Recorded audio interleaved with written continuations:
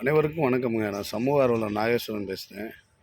இன்றைக்கி பார்த்தீங்கன்னா, குண்டேம்பட்டில் மிகப்பெரிய ஒரு பிரச்சனை போயிட்டுருக்கு. என்னென்னா, கிராம பொதுச்சாவடியை ஆக்கிரமிப்பித்து கல்வெட்டு வைத்துள்ளார்கள் என்பது ஊர் மக்களுக்கு தெரிந்த ஒரு உண்மை.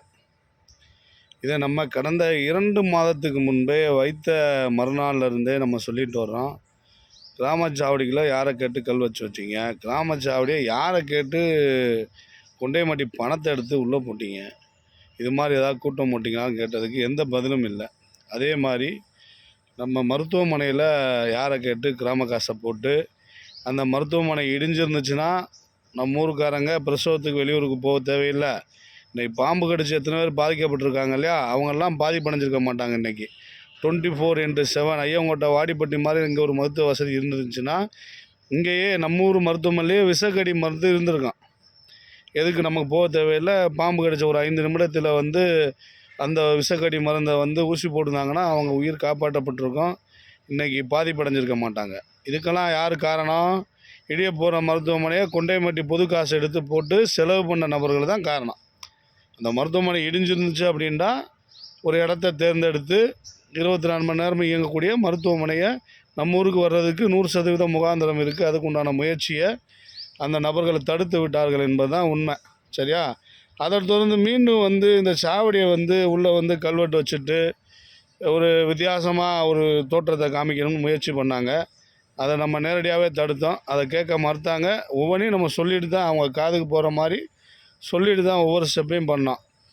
இன்றைக்கி என்ன சூழல் அப்படின்னா, அவங்களால அந்த பிரச்சனையை சமாளிக்க முடியலை. அந்த கல்வெட்டு குழப்பக்காரனால் அந்த பிரச்சனையை சமாளிக்க முடியாமல் இன்றைக்கி ஊர் பொதுமக்களை உள்ளே கோர்த்து விடுற முயற்சியில் இருக்காங்க. என்ன இப்போ இதுலேருந்து என்ன தெரியுது? அவங்க அதிகாரத்தில் அதை சமாளிக்க முடியாது. அவங்க செஞ்சது தப்பு. அந்த தப்பை சரி பண்ணுறதுக்கு முயற்சி பண்ணலைங்க. அவங்க என்னென்னா, மீண்டும் குழப்பத்தை உண்டு பண்ணுறதுக்கு, அந்த கட்டடத்தை இடிப்பதற்கு ஒரு முயற்சி பண்ணுறாங்க. என்னன்னா, கல்வெட்டை எடுத்துட்டால் அது பிரச்சனை ஓரளவுக்கு சால்வ் ஆகுமாண்டா, அது அரசாங்கம் ஒரு முடிவு பண்ணுறதுக்கு வாய்ப்பு இருக்குது.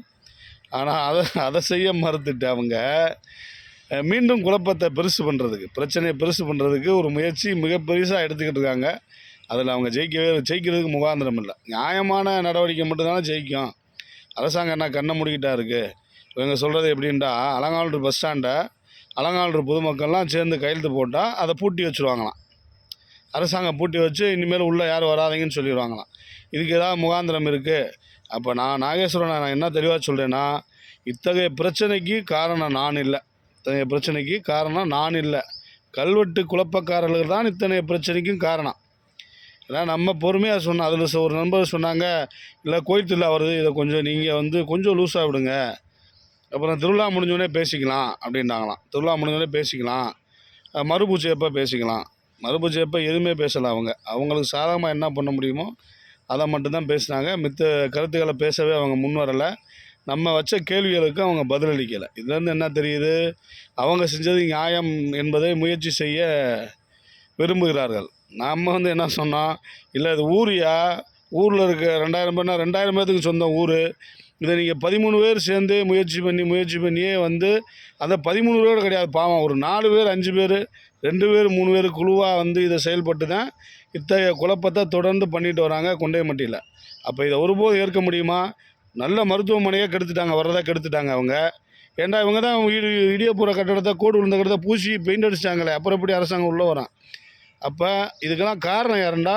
அந்த கல்வெட்டு குழப்பக்காரர்கள் தான். நம்ம ஒருபோதும் அந்த கல்வெட்டு அகற்றப்படுவரை நம்ம நடவடிக்கையிலேருந்து பின்வாங்க போகிறதில்ல. 100% அவங்க இப்போ பண்ணுறது கையெழுத்து வாங்கி கொடுக்க என்னாண்டா, அரசாங்கத்தை முழுசாக இடிக்க வைக்க போகிறாங்க என்பது தான் எங்களோட குற்றச்சாட்டு. பார்த்துக்குங்க. இந்த பிரச்சனைக்கு நான் காரணம் இல்லை, கல்வெட்டு வச்ச குழப்பக்காரர்கள் தான் காரணம் என்பதை தெரியப்படுத்திக் கொள்கிறேன். நன்றி, வணக்கம்.